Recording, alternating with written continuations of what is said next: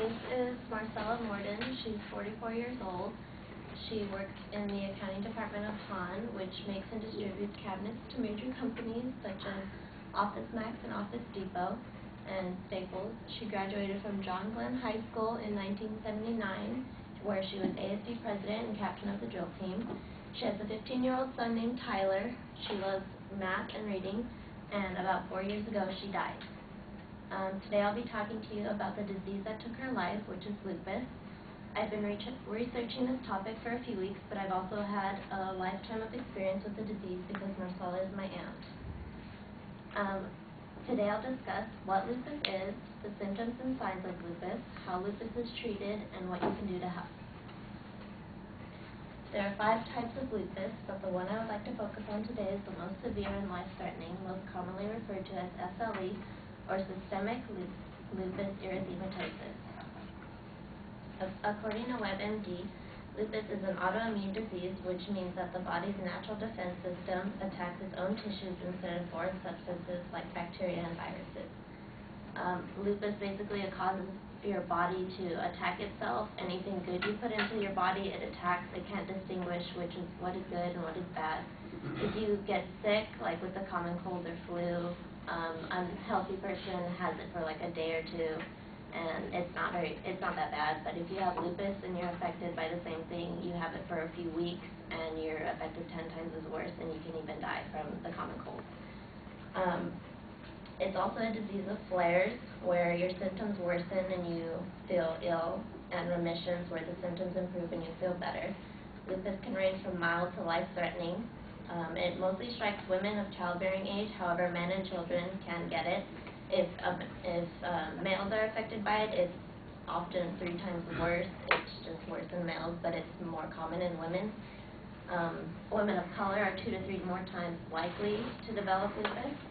According to the Lupus Foundation of America, more than 16,000 new cases of lupus are reported annually across the country, and at least 1.5 million Americans have lupus. The actual number may be higher, however, but there have been no large-scale studies. According to Micronutrition Health Journal, lupus is not hereditary in that the disease itself is passed from parent to child. It is hereditary in that the predisposition to develop the disease is passed down from parent to child. It is important to recognize this distinction. Not everyone with a parent who has lupus will develop the disease itself, and children can develop the disease if neither parent has it. Only about 5% of people with children with parents that have lupus will develop the disease itself. It is said that the gene is it's schizogeneration, so my mom doesn't have it, but I have the gene for it. And when you find out that you have it, you pretty much have to change your entire lifestyle. I found out when I was 11, and I was like on borderline leaning towards having it, so I had to change everything. Now that you have an idea of what lupus is, let me tell you about the symptoms. Many of the symptoms occur in other illnesses besides lupus. In fact, lupus is sometimes called the great imitator. Next slide. Because its symptoms are often like symptoms of rheumatoid arthritis, blood disorders, fibromyalgia, diabetes, thyroid problems, Lyme disease, and a number of heart, lung, muscle, and bone diseases. You can see that many of the symptoms, you can put them together with anything. You can have one of the symptoms, or you can have all of the symptoms. No 2 patients are the same, so it's very, very hard to diagnose and very hard to treat. My aunt knew from the age of 13 that something was wrong. Doctors continually told her that she was simply having growing pains and that it would pass. She was feeling very tired all the time and had severe joint pain. Back then, no one knew what lupus was. She had a cousin that had died from it, but they said it wasn't hereditary. There was no way she could have it. It took 13 years to finally diagnose her. You can get tested by your doctor. You have to ask. They're not going to just test it. They won't come to the conclusion on their own. They have blood tests and urine tests, and it's just good to always have checkups annually. And the next slide. The most common thing is a rash that is most common on your face, and it's called the butterfly rash. So the butterfly is often the symbol for lupus.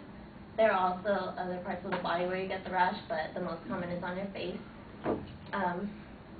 I've told you about the signs and symptoms of lupus, but now I want to tell you about treatments and preventative ways to deal with lupus. Because of the symptoms that vary from person to person, the treatment of the disease is tailored to specific problems that arise in each person. In many cases, the best approach to treating your lupus is with a healthcare team. Once you've been diagnosed with lupus, your doctor will develop a treatment plan based on your age, symptoms, general health, and lifestyle. The goals of any treatment plan are to reduce inflammation caused by lupus, suppress your overactive immune system, prevent flares, and treat them when they occur, control symptoms like joint pain and fatigue, and minimize damage to organs. Lupus often attacks your kidneys or your lungs or anything, and people often need transplants. Other specialists may be assigned depending on how lupus is affected.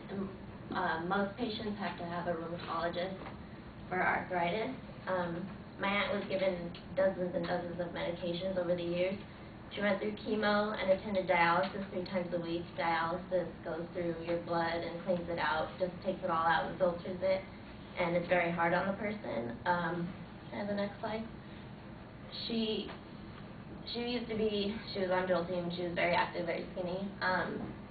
But they gave her a medication called prednisone, and it just blew her up. You can see the rash on her face. You can't see her arms very well, but from dialysis she had bruising, and they ended up not being able to find veins, and they would just poke her. They don't really care. You need to find a really good team, so they ended up having to use her other arm, and it was just very hard on her. You can see she's had hair loss from the chemo and also from the disease itself. Those who have lupus or are at risk should stay out of the sun. If you have the gene and it's dormant, anything can trigger it. It could be drugs, it could be environmental issues, it can be the sun. Just being out in the sun for 5 minutes can somehow trigger it in a way. Now that you know about treating lupus, I would like to let you know what you can do to help those you may know with the disease. If you know anyone who has it, or if you have it, or someday in the future you might come across someone, it's always good to give them a good support system. Anything that could help. They're always feeling tired. They could lead their lives normally, but then they have a flare and they feel tired for an amount of time. Also, every October we hold a race, which my mom and I helped set up in La Mirada to raise awareness and funds. We had one recently, October 4th, and it went very well. If you want to attend or help out in the future, you can just go to the website lupusinternational.com. Today I've talked about what lupus is, what its symptoms are, and ways to help it, and what you can do to help. Lupus is a serious, life-threatening disease. You now have the knowledge and tools to help someone you know and prevent yourself from getting the disease.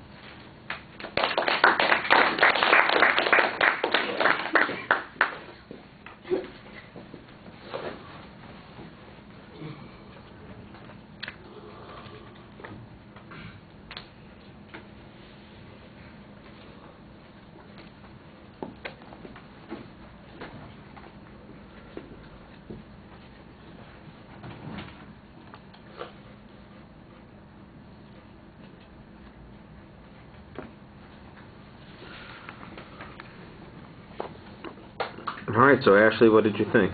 I thought it was a really good speech. I liked how it was really personal to you and to your family. You had a really clear thesis. You have really good eye contact with the audience, and I felt that you really helped us want to be interested in it. And you had really good source citations. I thought your visuals were pretty good. I liked the pictures of your aunt and stuff, but I felt that you could have left out the symptoms page. You could have just explained it instead of showing us, but overall it was really good. All right. I like the visual as your attention device, and I thought you did an excellent job setting up the topic. You got a nice kind of shocking statement that goes along with it, and it personalizes it well, so I thought that worked very well, and it's very clear where you're going with the subject. You set up a good preview of the contents of the speech. Citations are solid through most of the presentation. There were a couple of things that I think maybe you could have expanded on. You mentioned, for instance, that you've had to change your life immensely, since you were 11, and I kept wondering, okay, well, what are those immense changes that would help prevent development of the disease? And it didn't really seem like there was much explanation there, but that was the only place that I saw